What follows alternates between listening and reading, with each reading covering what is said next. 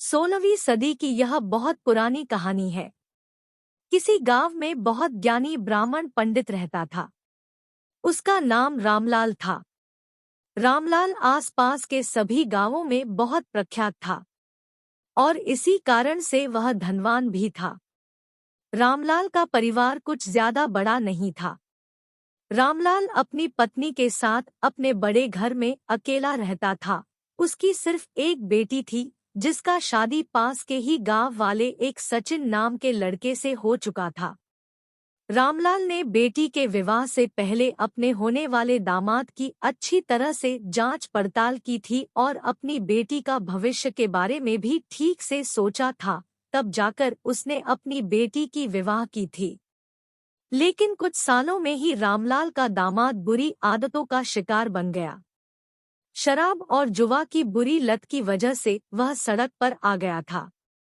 अपने बेटी की ऐसी दुर्दशा देखकर रामलाल की पत्नी बहुत दुखी होती थी और अक्सर रामलाल से कहती थी कि तुम जाकर उन लोगों की मदद कराओ। रामलाल हमेशा अपनी पत्नी को मना कर देता था और कहता था कि अभी कुछ दिनों तक उनका बुरा वक्त चलना है। हम चाहे जितनी भी कोशिश कर ले, जो उनके नसीब में नहीं लिखा है वह उन्हें नहीं मिल सकता। रामलाल की ऐसी बातें सुनकर उसकी पत्नी बहुत दुखी हो जाती थी और मन ही मन यह सोचती थी कि कैसा स्वार्थी बाप है, जो अपनी बेटी को इतने दुखों में देखकर भी उसकी मदद करने के लिए मना कर देता है। आखिर ईश्वर ने जो इतना सारा धन दिया है उसका क्या करेंगे? हमें कोई और संतान भी तो नहीं है।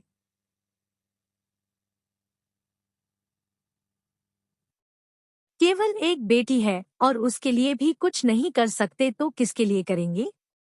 रामलाल ऐसा नहीं सोचता था।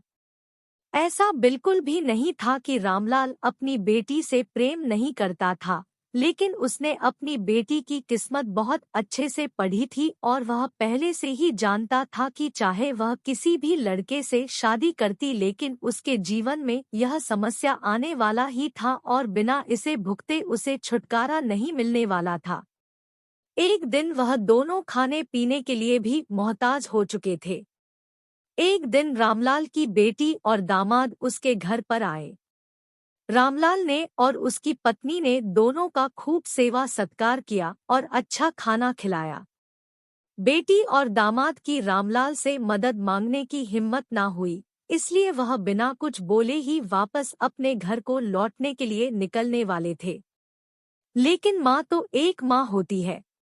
माँ से नहीं रहा गया और बिना रामलाल की इजाजत के उसने चोरी छुपे लड्डू मिठाई बनाकर उस लड्डू में कुछ सोने के सिक्के रख दिए और दामाद और बेटी को दे दिए, ताकि दामाद और बेटी की कुछ मदद हो सके। माँ यह भी जान गई थी कि दामाद और बेटी शर्म के मारे उनसे सहायता नहीं मांग रहे थे, इसलिए उसने दामाद और बेटी को भी लड्डुओं में छिपे हुए सिक्कों के बारे में कुछ नहीं बताया। जाहिर सी बात है कि जब वो लोग घर पर जाकर जब लड्डू को खाएंगे तो उन्हें उसमें सोने के सिक्के मिल जाएंगे। इस तरह बिना उनके मदद मांगे ही उन तक मदद पहुंच जाएगी। यह सोचकर माँ मन ही मन अपने बेटी की मदद करने के लिए खुश होने लगी। रामलाल के बेटी और दामाद उनका आशीर्वाद लेकर अपने घर के तरफ चल दिए। उस समय गाड़ियां तो होती नहीं थी, घोड़ा गाड़ी या बैल गाड़ियां ही चलती थी। पैसे ना होने पर और चीजों की लेनदेन से भी व्यवहार होता जाता था। दामाद और बेटी का गांव रामलाल के घर से कोसों दूर था, फिर भी पैसों की कमी के चलते वह पैदल चलकर अपने गांव की तरफ निकल पड़े। थोड़े दूर ही चले थे कि रामलाल की बेटी के पैर में मोच आ गई और अब उसको चलना भी कठिन हो गया था। रामलाल के दामाद ने जब देखा कि उसकी पत्नी अब बिल्कुल भी नहीं चल सकती है, तो उसने एक तांगा अपने घर तक भाड़े पर ले लिया। दोनों पति पत्नी तांगे में बैठकर घर तक पहुंच गए, लेकिन तांगे वाले को देने के लिए उनके पास पैसे नहीं थे, इसलिए माँ ने जो लड्डू उन्हें दिए थे वही भाड़े के तौर पर उस तांगे वाले को दे दिए। तांगे वाला लड्डू को लेकर वहां से चला गया। तांगेवाला अपने घर की तरफ चल दिया था, तब उसने एक हलवाई की दुकान देखी। उसने सोचा कि थोड़े से लड्डुओं से मेरे घर के लोगों का पेट नहीं भरने वाला है। इससे अच्छा है कि मैं इन लड्डुओं को बेचकर उनसे कुछ पैसे ले लेता हूँ। तांगे वाले ने लड्डू हलवाई को बेच दिए। जिस गांव में वह हलवाई रहता था, उसी गांव में एक व्यक्ति ने अपने घर पर पूजा रखी थी और उसी ब्राह्मण रामलाल को उस पूजा के लिए बुलाया था। पूजा में लगने वाले प्रसाद के लिए उस व्यक्ति ने उसी हलवाई की दुकान से लड्डू लिए जहां पर उस तांगे वाले ने बेचे थे। हलवाई ने भी उस व्यक्ति को तांगे वाले से खरीदे हुए लड्डू ही पहले बेच दिए ताकि वह खराब ना हो जाए, क्योंकि वह नहीं जानता था यह लड्डू कब के बने हैं।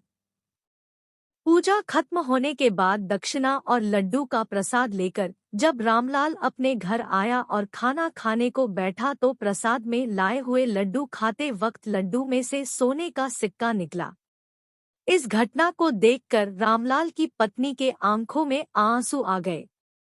रामलाल ने जब पत्नी से उसके रोने का कारण पूछा तो पत्नी ने रामलाल को सब कुछ साफ साफ बता दिया और रामलाल से उनकी बातों पर भरोसा न करने के लिए माफी मांग रही थी। रामलाल ने अपनी पत्नी के आंखों से आंसू पोंछे और कहा कि तुम्हारी तरह मैं भी अपनी बेटी को बहुत प्रेम करता हूँ, लेकिन अगर हम उसकी अभी भी मदद करते हैं तो दामाद हमसे हमेशा ऐसे ही मदद की उम्मीद रखेगा और अपनी बुरी आदतों को कभी भी नहीं छोड़ेगा। पत्नी भी अब रामलाल की बातों से सहमत हो गई थी। 4-5 महीने बीत गए। रामलाल की बेटी और दामाद फिर से एक बार उसके घर आए और इस बार उन दोनों की परिस्थिति पहले से बेहतर थी, क्योंकि पिछली बार खाली हाथ जाने के बाद दामाद ने भी नया काम शुरू किया था और अपनी सारी बुरी आदतों को भी छोड़ दी थी। दोस्तों, नसीब का लिखा कभी भी नहीं बदलता है। दोस्तों, वीडियो अच्छा लगा तो एक लाइक जरूर कीजिएगा और चैनल को सब्सक्राइब भी कर दीजिए, क्योंकि इस चैनल पर डेली वीडियो आता रहता है। वीडियो पूरा देखने के लिए धन्यवाद।